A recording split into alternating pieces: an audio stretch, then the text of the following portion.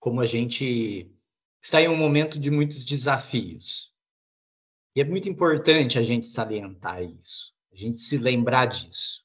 Não é uma questão de a gente pensar nisso o tempo todo, porque é claro que ninguém aguenta encarar o dia a dia tendo à sua frente a constatação de que vivemos circunstâncias trágicas.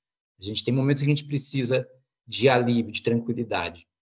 Mas nós precisamos pensar essas circunstâncias, precisamos refletir sobre essas circunstâncias trágicas, difíceis. Do contrário, a gente vai estar agindo às cegas. No início da pandemia, e o título dessa nossa conversa traz essas questões, né, os desafios que estamos enfrentando. Nesses desafios temos questões novas e questões antigas. E a gente vai fazer uma reflexão, então, sobre essas circunstâncias que nos atingem nesse momento, né? No início da pandemia, lá em março do ano passado, parece que muita coisa rolou, né? Muita água rolou aí, mais de um ano e meio. A gente podia ver nos meios de comunicação, de forma geral, uma tentativa de se construir um clima otimista.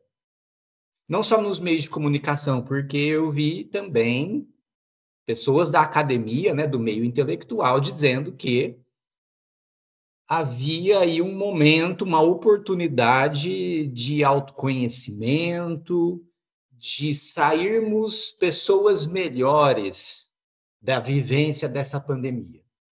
De que a gente ia sair assim, sei lá, iluminado, uma coisa assim meio caminho de purificação, meio budista, sei lá, um pseudo-budismo, na verdade, né? Uma ideia assim de uma iluminação que a gente alcançaria através do sofrimento. A gente sabe que existe uma tradição no pensamento ocidental da iluminação através do sofrimento, de que o sofrimento seria purificador, de que o sofrimento nos faria aprender, mas a coisa não é tão simples assim. Não é tão simples porque nós não aprendemos de maneira passiva, em primeiro lugar. A gente não aprende simplesmente com as coisas acontecendo. Precisamos agir para aprender.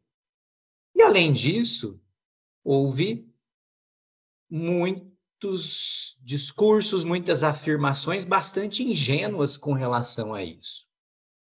Sabe? Inclusive gente da academia, não é só animador de auditório, não. Gente da academia falando que era um momento de nos tornarmos pessoas melhores e que a gente ia sair disso com um autoconhecimento muito mais profundo. Mas tudo isso acaba sendo uma grande negação. Conforme a gente vai vendo os números no nosso país escalando para cada vez mais, né, números cada vez mais elevados, a gente vendo que não, as pessoas não necessariamente aprenderam com a tragédia, não necessariamente estão aprendendo com a tragédia. A gente está falando aí de uma estrutura social que, apesar de pregar uma certa solidariedade, então vamos fazer vacinação solidária, doe 1 quilo de alimento ao se vacinar. Então vamos organizar cestas básicas, entre outras ações. Lives solidárias, vamos organizar lives solidárias. Mas nada disso vai no que está no fundamento dos nossos problemas. Gente, de maneira nenhuma estou me colocando contra você doar uma cesta básica, uma marmita. A gente teve uma polêmica envolvendo o padre Júlio Lancelotti esses dias. Pelo contrário, totalmente a favor. Quem tem condições, quem tem oportunidade de ajudar, que ajude. A questão é que disseminou-se uma concepção de que isso é o suficiente, de que isso já é um indício de que estamos nos tornando uma sociedade melhor, de que estamos nos tornando pessoas melhores.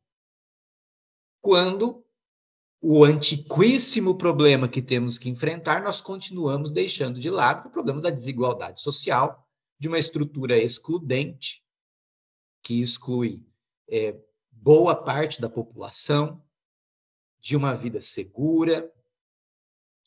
Quando alguns falavam, no começo da pandemia, que podiam ficar em casa e ter esse autoconhecimento mais profundo, estavam falando a partir de uma posição de privilégio de classe. Porque muita gente teve que continuar trabalhando, não parou em momento nenhum.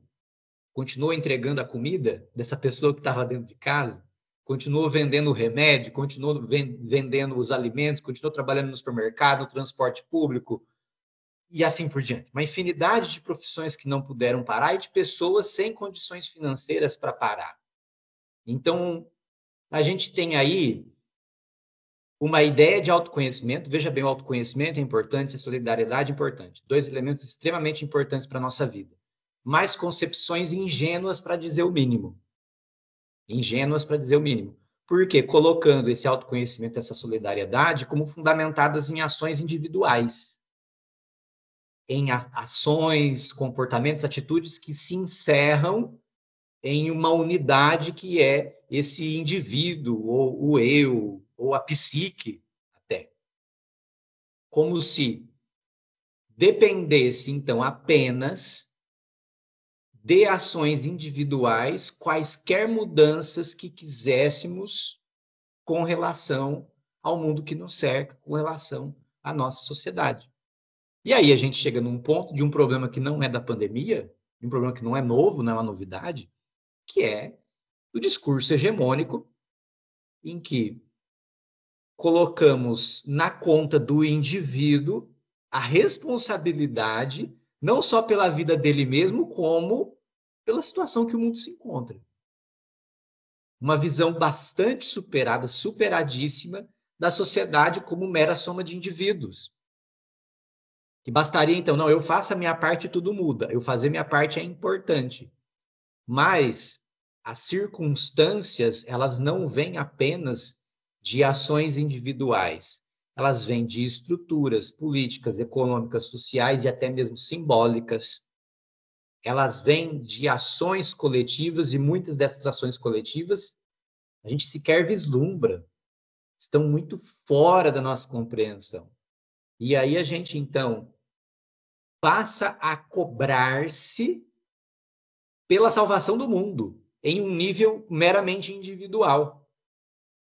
E quando eu falo salvação do mundo, eu estou propositalmente usando um termo que tem um simbolismo muito pesado, porque, inclusive, quando a gente está falando das nossas dores da existência, a sensação que as pessoas têm é essa também.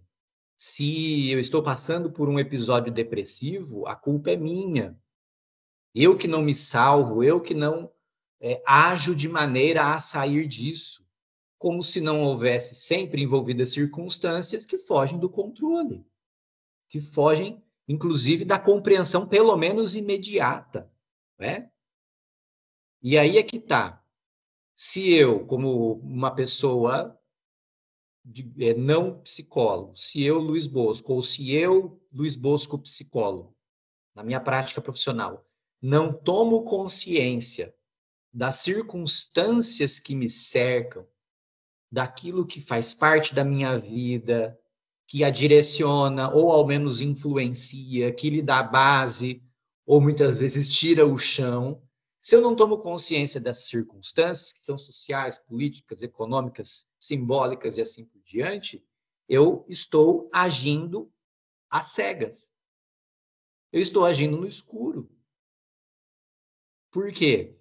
Porque eu estou procurando soluções para as minhas dores individuais, ou para os problemas que me cercam, ou para os problemas da sociedade, sem saber direito que problemas são esses.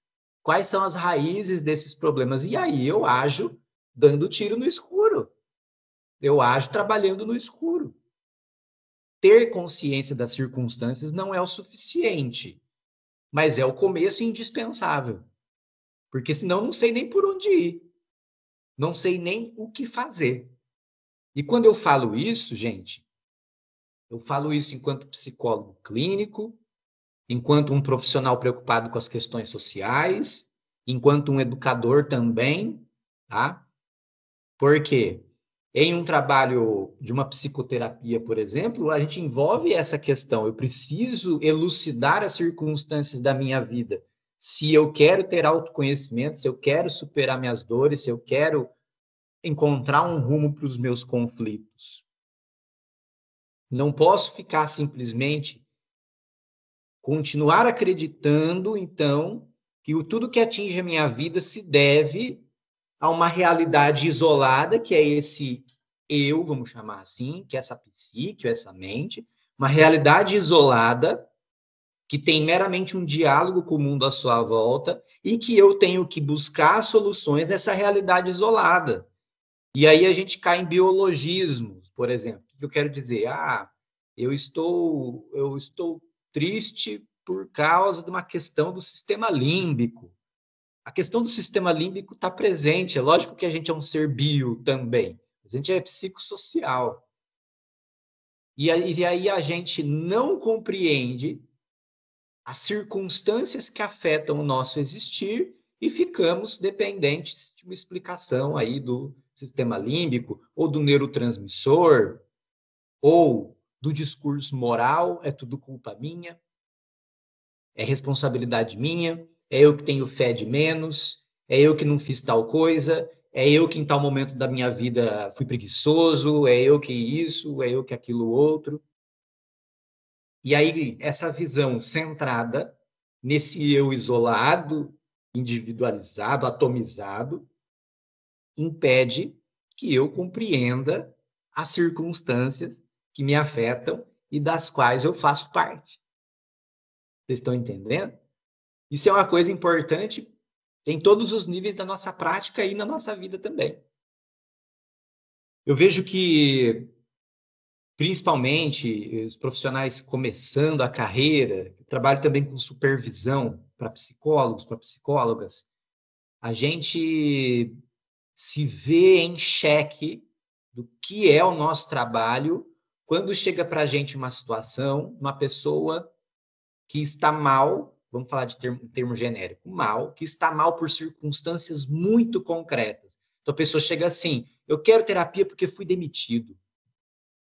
E aí você vê como concepções de uma psicologia, de ciências humanas de forma geral, limitadas ao indivíduo, não trazem respostas.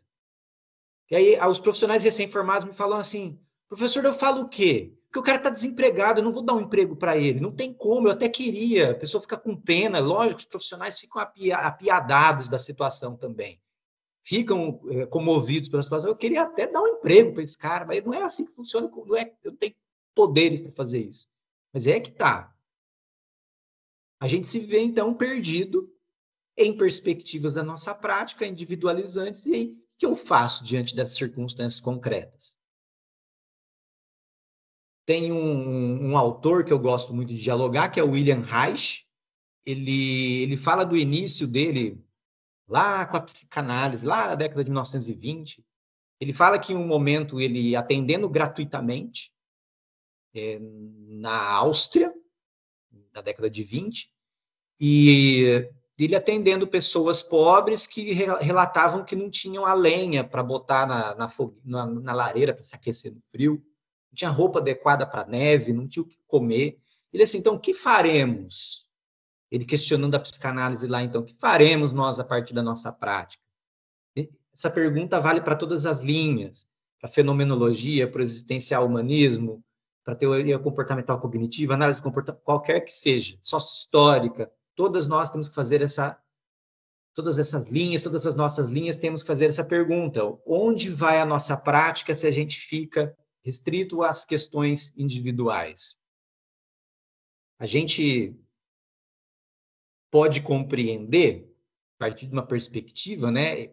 O eu existe, seja produto de uma criação histórica e social, ou uma outra concepção que a gente prefira, mas o eu, ele não é um ente, então ele não é algo pronto, acabado, com suas possibilidades muito estreitamente definidas. Então ele não é como um copo, né? O copo, ele está pronto e acabado.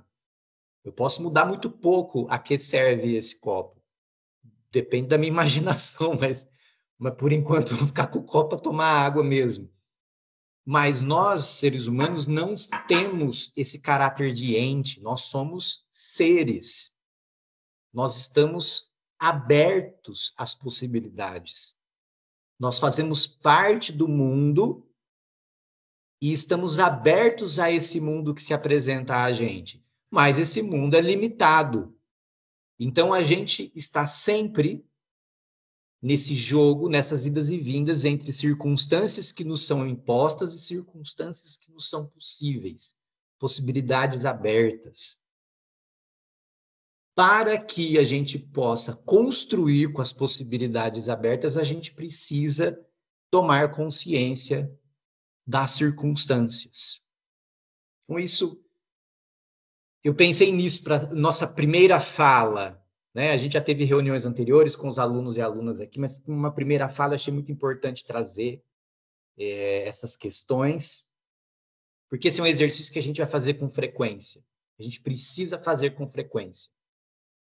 Então, por mais que muitas vezes a gente se veja tentado a encontrar explicações individualizantes de cunho biológico, de cunho moral, entre outros, a gente precisa sempre tentar fazer esse outro movimento do nosso olhar, do nosso pensamento, de olhar para fora. Mas espera aí, que circunstâncias que nos envolvem? Eu estou triste. O que está me deixando triste? Será que é as circunstâncias nas quais eu trabalho? Será que é as circunstâncias dos meus relacionamentos? Será que é a minha escola? O que é? Não somente, então, esse movimento que nos enche de culpa, que nos enche de cobrança e é pouquíssimo produtivo, inclusive em nível individual, é pouquíssimo produtivo. A gente ficar apenas girando, girando, girando em torno de si mesmo e não compreender que a gente faz parte de um mundo cujas circunstâncias nos abrem ou fecham possibilidades. Muito bem. A gente vai fazer depois as perguntas, né? Então, quero convidar aí meu amigo Maurício a conversar com a gente, por favor. Valeu, gente. Bom, muito obrigado. Agradeço as palavras da Fátima no início. Eu quero dizer que eu estou muito feliz de estar aqui participando da Estácio com o Bosco, né?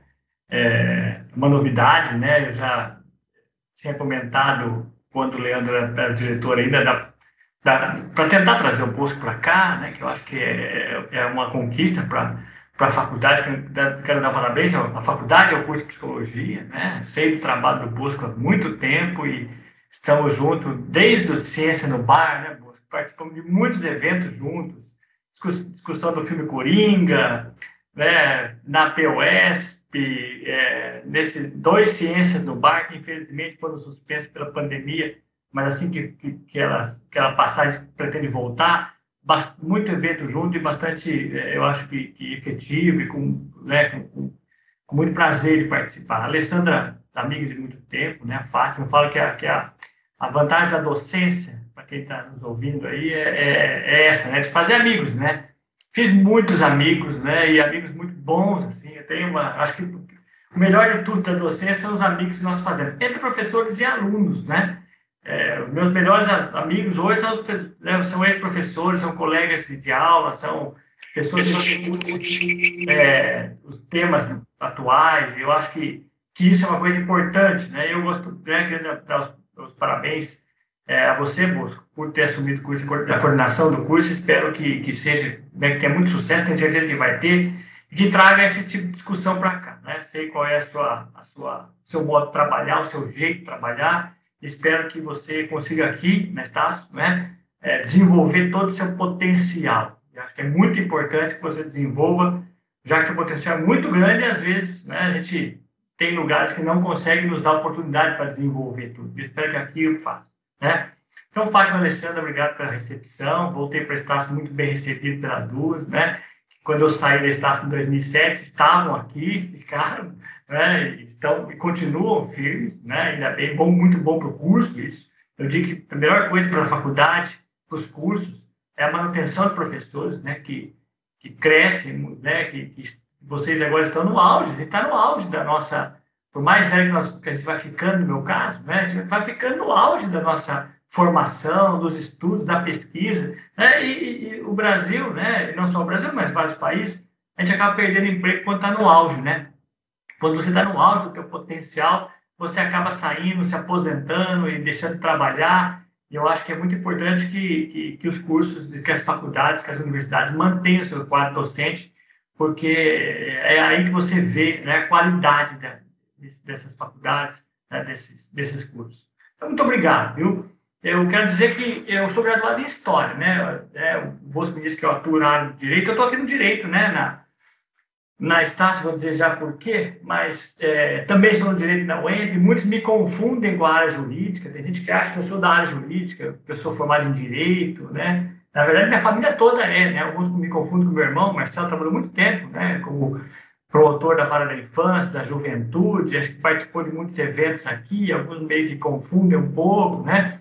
Mas a minha área, eu sou graduado em História, como a Fátima disse, né? Um pouco na Unesp, depois terminei na UEMP, por alguns motivos, voltei para a Unesp com mestrado e doutorado. Meu mestrado e doutorado foi em Educação, mas eu trabalhei com o ECA, com o Estatuto da Criança e Adolescente, né? Numa perspectiva educacional, né? O meu doutorado e mestrado era na linha de ensino-aprendizagem. Então, a minha área do direito é uma área meio estranha, mas eu entrei na área do direito porque quando eu fiz o mestrado e doutorado, eu comecei a produzir artigos sobre adolescente infrator. Até que um deles transformou num livro, né, que é O Olho do Poder, até tem 2006, já faz tempo, né? Esse desenho aqui, da capa do livro, foi um aluno da Estácio que fez, Fátima. Eu me lembro que estava em sala de aula dizendo, olha, eu vou publicar o livro, e eu queria uma ideia assim de, como é, um conceito Foucaultiano, esse olho do poder é um conceito de Michel Foucault, né? Eu disse, olha, eu queria mais ou menos uma criança, porque é a pegada do livro, que fosse iluminada por no escuro, mas um poste iluminando, como se fosse uma vigilância.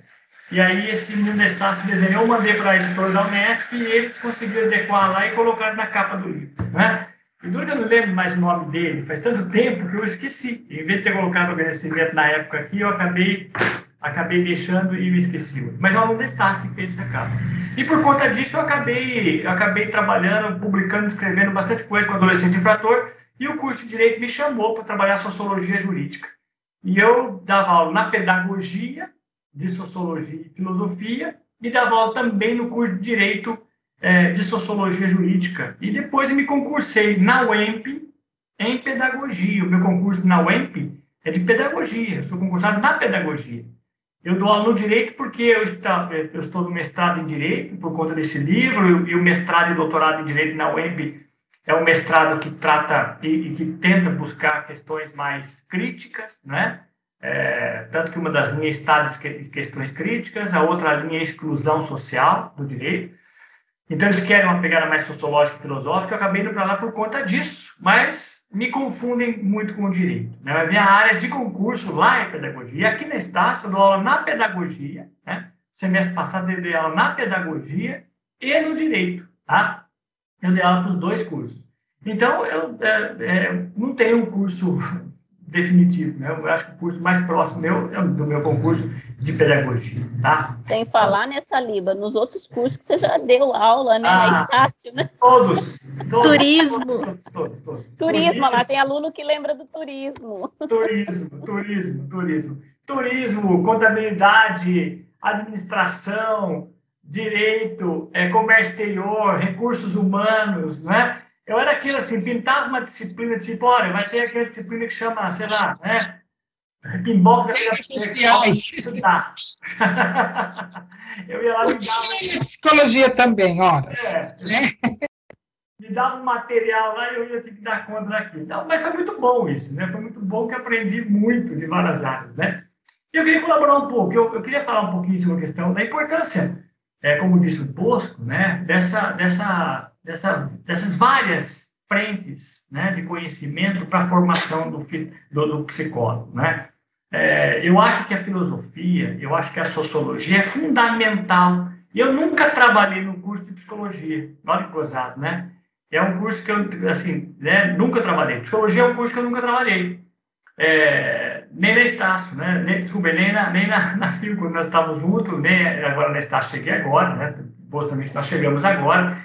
É o primeiro ano meu aqui, mas não trabalhei na psicologia. E eu acho que para a psicologia, o Bosco sabe disso, é fundamental a filosofia e a sociologia, né? Quando a gente fala sobre esse evento, né, gente, quando o Bosco me chamou para esse evento, e o tema Novos e Antigos, Desafios para o Nosso Tempo, eu me lembrei de um dos filósofos. Eu quero aproveitar essa fala rápida minha aqui para tentar, né, passar algumas informações, dicas de leitura, né? Motivar vocês a trabalhar um pouco fora da área da psicologia, um pouco mais filosoficamente. A filosofia é a mãe, né, da psicologia, é lá que a psicologia, é dela que ela nasce, né?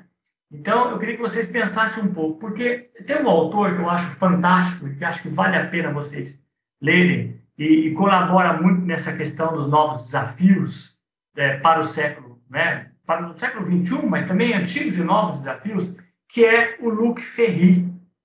Eu vou até mostrar o livro aqui. O Luc Ferry é um filósofo, Luc Ferry é um filósofo que está vivo, né? Ele foi, há pouco tempo atrás, ele foi ministro da cultura da França. Ele tem vários livros, mas eu acho esse livro aqui dele uma obra-prima, né? Lógico que não é um livro assim tão fácil de ler, exige algum certo conhecimento. Ele tenta ser o mais didático possível, mas ele tá tentando dialogar assim, de um lado com o leigo que quer aprender, que quer entender filosofia, e de outro lado, né, aquele que é o filósofo, que também, se você deixar muito simples, você empobrece demais e você acaba prejudicando, né, o conhecimento e acaba tornando algo, né, simplista demais. Então, esse livro é um livro que eu acho que vale a pena, né? O Aprender a Viver, segundo Luc Ferry, né, ele vai dizer que dos principais temas da filosofia, a busca pela verdade, a ética, tal, ele acha que a busca da filosofia, desde o seu surgimento na Grécia Antiga, é a busca por aprender a viver. E acho que a grande questão da filosofia é nos ensinar a viver. E nos ensinar a viver em momentos que são críticos como esse que nós vivemos, né?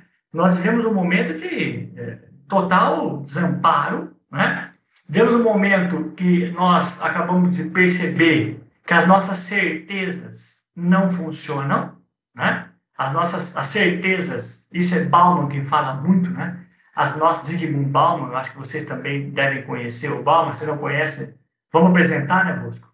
Para quem não conhece o Zygmunt Bauman, que eu acho que é um autor importantíssimo, um sociólogo que faleceu, acho que 3 anos atrás, com 96 anos, e o Bauman deixou uma obra vastíssima. E o Bauman fala que as nossas certezas foram abolidas.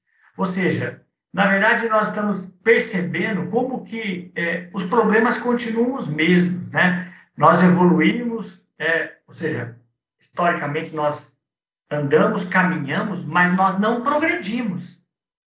Existe uma diferença entre evoluir e progredir. Eu sempre tive um cuidado, como professor de História, né? Sou graduado em História, com aquela linha do tempo, né? História antiga, medieval, moderna e contemporânea, né? Aquilo, e na verdade aquela linha do tempo, não sei se vocês sabem, mas ela é fundamentada na concepção marxista. Eu já vi professor falar assim, eu odeio Marx, mas vai dar aula, estica a linha do tempo na lousa, e nem sabe que está dando uma aula, né, baseada nas premissas marxistas, mas tudo bem. Aquela linha do tempo, ela dá uma falsa impressão de que nós progredimos, né? Eu vejo muito isso no direito. O cara, saímos lá do Código de Hammurabi e chegamos hoje no direito positivo, no direito moderno, nos direitos humanos. Eu digo, não, né? É só ler Michel Foucault para perceber que nós não evoluímos e que existem outras formas de penas, né? E que os sofrimentos só mudaram de lugar, do corpo para a alma ou do corpo para a psique, aí depende, né, como vocês querem trabalhar, mas ele só deixa o corpo por razões econômicas, né? Mas a pena não é mais branda hoje, não existe menos sofrimento hoje. Nós percebemos que os nossos medos, né, estão percebendo como é que o progresso não veio, porque o progresso nos trouxe um fanatismo, um ódio, que nós estamos vendo um retrocesso que eu jamais imaginava ver, né? Depois da Constituição de 88, a maioria de vocês nem tinha nascido ainda, né? Mas depois da Constituição de 88, nós achamos que o Brasil caminhava, né, para um país mais evoluído, um país mais democrático, um país mais civilizado. Mas o que nós temos visto nos últimos anos, e não só no Brasil, mas no mundo, é assustador, né?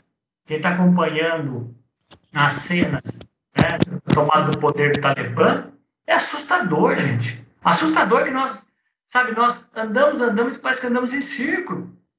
Destruímos completamente o meio ambiente, né? Quanto tempo estamos dizendo, olha, o meio ambiente vai... E não é Freud que dizia que nós temos 3 angústias, né? Uma delas é a questão de não conseguir controlar a questão da natureza, que nós temos muita angústia, essa é uma das angústias, né, freudianas, se eu não me engano, posso falar besteira, tem muito psicólogo aqui, né? Mas é uma angústia isso, né? Ou seja, nós imaginarmos que a situação que está acontecendo na Europa hoje, do calor excessivo, que vem para nós, não sabemos o que vem.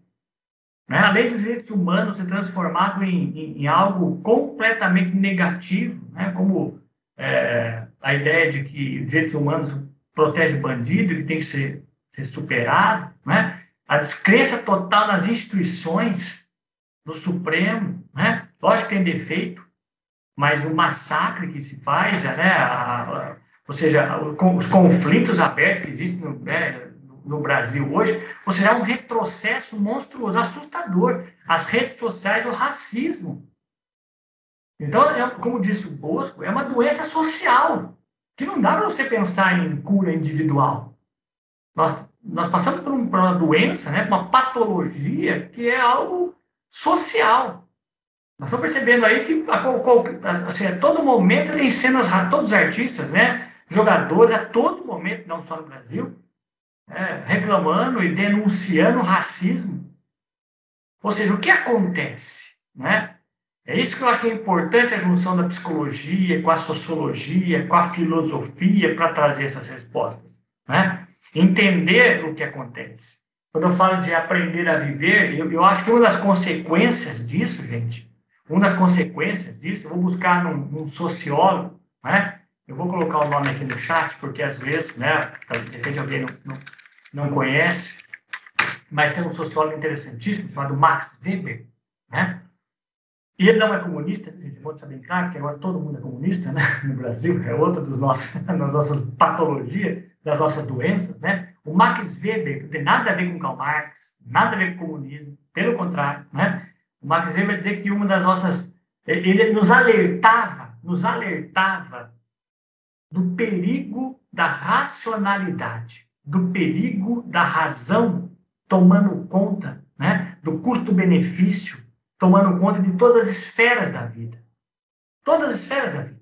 Ou seja, nós estamos percebendo hoje, isso de uma forma exagerada, assim, a desqualificação total das ciências humanas que o Bosco acabou de citar, como se fosse inútil.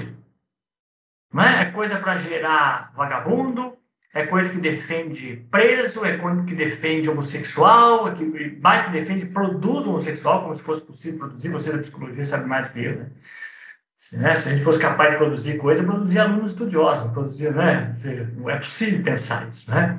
Então é como se fosse que nós tivéssemos uma varinha de condão e pudéssemos fazer nosso aluno, se fosse todos os alunos são tontos, são bestas, vem para a sala de aula e você faz o que quer, você transforma em hétero e homossexual, você faz o que quer, né? Que as ciências sociais são perigosas, ou seja, com isso nós temos e tivemos o crescimento da ideia da utilidade, das coisas úteis, das coisas que podem ser utilizadas. Então, a matemática, eu acho que a matemática é importante, acho que a física é importante, mas a desqualificação total das ciências humanas, né? Dos cursos de humanas, das áreas de humanas. E eu acho que isso gerou no Brasil, e não só no Brasil, no mundo, uma crise ética. Né? Tem uma grande filósofa chamada Hannah Arendt, eu acho que vocês já ouviram falar da Hannah, né? Deixa eu pôr o nome dela aqui. Hannah Arendt, né? E a Hannah Arendt, ela vai dizer justamente que baseada num texto que ela escreveu sobre um famoso assassino, né, nazista, que é a banalidade do mal, a ideia da pessoa que não consegue refletir, que só obedece ordens, que só pensa no crescimento pessoal, individual, né? Ou seja, só pensa em conseguir, na verdade, ser útil, fazer parte de um grande esquema, fazer parte de uma grande corrente, como se fosse um elo de uma corrente, e não pensar, não conseguir resistir, né? Ou seja, ela vai falar sobre o perigo da obediência. o perigo da obediência cega, o perigo da obediência sem reflexão.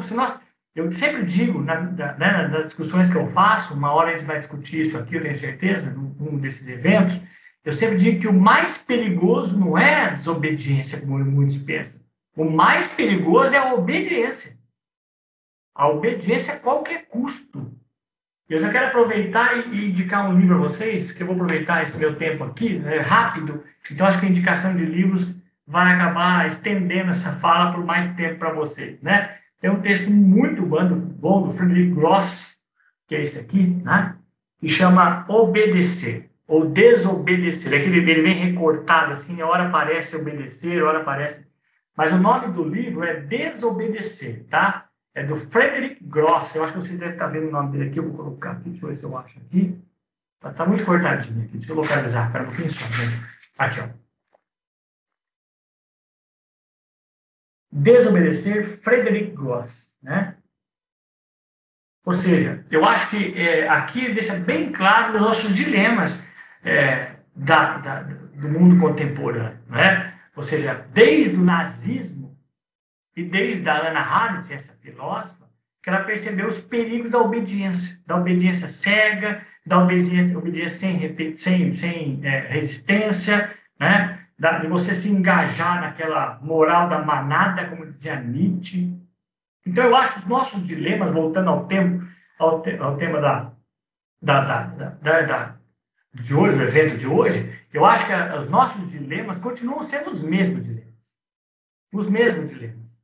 E nós, por conta da pandemia, por conta da crise econômica que gerou, não só pela pandemia, mas que já vinha antes da pandemia, nós acabamos tendo um retrocesso em todos os níveis. Então, nos níveis dos direitos humanos, nos níveis éticos, né? Nos níveis sociais. É um retrocesso monstruoso. Eu acho que a pandemia não foi o que causou, né? Ela foi a que demonstrou isso. Uma desigualdade monstruosa que ficou clara e que vai pesar muito, né, na conta do Brasil nos próximos anos. Uma desigualdade na educação enorme, né?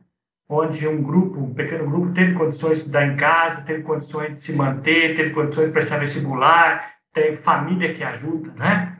Eu sempre digo para os meus amigos que falam, mas agora vem um novo plano educacional. Eu falo, não há plano educacional no Brasil que dê certo. Por que os países europeus, por que a educação nos países europeus funciona? Aí o pessoal vai lá, vai tentar ver o projeto, né? O que se ensina, vai tentar ver, né, o plano de ensino, vai tentar ver... Não, eu falo, não adianta, porque não é isso. Não é isso que muda. Não é os planos de ensino, não é o novo projeto educacional, não é isso que muda. O que faz com que que vai fazer com que nós tenhamos uma educação de qualidade no Brasil é quando você tiver nas escolas públicas e privadas, professores que consigam sobreviver numa escola só. Ou seja, eu não preciso dar aula em 40 lugares para ter um salário decente para poder comer alguma coisa. Eu posso, se você assistir qualquer filme europeu, qualquer filme, né? Tem um famoso de filosofia, esqueci o nome agora, que ele é espanhol, e ele é famoso porque é de um professor de filosofia, não me lembro agora, é uma série da Netflix, eu não me lembro agora o nome, talvez alguém que esteja assistindo a palestra aqui lembre, né? E lá você vai perceber que todo professor na Europa, ele vive de uma escola só. A escola faz parte da vida dele. Merli, perfeito, Bosco, é o Merli, né? Ele faz parte da escola. E um outro problema que eles não têm, que é a desigualdade familiar. Ou seja, as famílias na Europa têm um padrão cultural mais homogêneo, eles podem ajudar seus filhos. Eles valorizam a educação.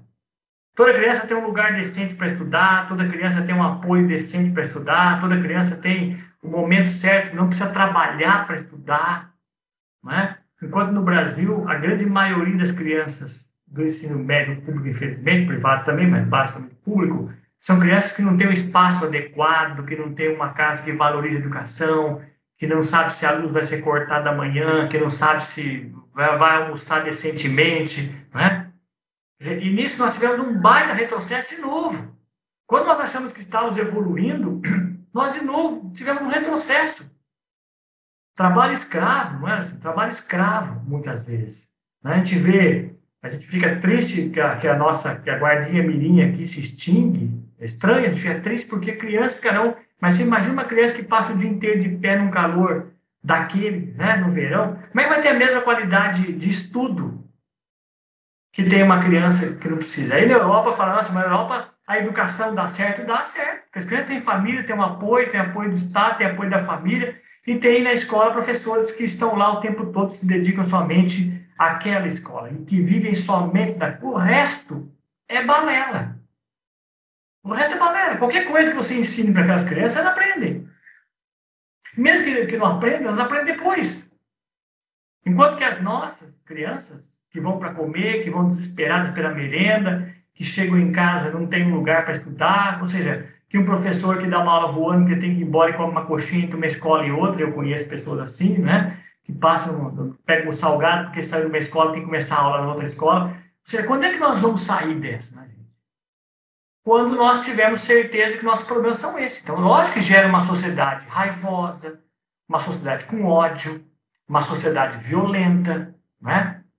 E tudo isso colabora para as patologias da modernidade, né? As mais diversas patologias que nós temos. E para encerrar, né, essa fala rápida, eu gostaria de indicar um outro livro também, que é interessante para o momento e para vocês, futuros, né, e já alguns quase psicólogos, né? E lógico, Fátima, Luiz e Alessandra, grandes psicólogos já, né? Mas esse livro aqui, que não é do Nietzsche, mas é um livro que trabalha com Nietzsche, que é A Solidão como Virtude Moral em Nietzsche. A Solidão como Virtude Moral em Nietzsche. É um texto desse autor, Joelson. Opa, deixa eu ver se eu encaixo aqui. Joelson Oliveira. E é muito interessante nos tempos de hoje, que ele vai dizer o seguinte, né? Lógico que não foi escrito na época da pandemia. Estou tentando trazer um pouquinho para a pandemia. Lógico que a gente não é legal viver isolado, né? Mas nós temos que aprender, talvez a pandemia pudesse nos ensinar a lidar com a solidão, né? A solidão, segundo Nietzsche, é o momento em que você sai um pouco da manada, né? Que você silencia. Nós não estamos acostumados com isso. Na verdade, quando nós temos medo da solidão, como diz o Nietzsche. Nós temos medo de ficar sozinho conosco mesmo. Eu vou caminhar, por exemplo, muitas coisas, às vezes me convido para uma palestra, às vezes eu monto a palestra caminhando, assim, né? Telha Verde ali, aqui perto de casa, eu vou caminhar assim para poder pensar um pouco. As pessoas, a maioria, caminhando com fone de ouvido, ou chega em casa, liga a TV com algum barulho, tipo, né? O medo da solidão. E o Nietzsche vai dizer que essa solidão, muitas vezes, é uma maneira de você se isolar daquele barulho, daquela ideia massificada, os conceitos massificados, e pensar com a sua própria cabeça. Conseguir refletir. Então, esse livro que fala da solidão como virtude moral em Nietzsche, talvez agora que ainda teremos mais algum tempo, né, até o fim da pandemia, talvez lendo a gente aprenda a exercer um pouco essa solidão, né? Que ele vai dizer que a solidão para ele é a aquisição de si mesmo. É o momento de aquisição de si mesmo. É você conseguir pensar com a sua própria cabeça. Por isso a solidão para ele, né, é justamente você sair dessa coletividade e conseguir pensar sozinho, o que não é tão fácil. E talvez seja uma das possibilidades que a pandemia nos trouxe, né?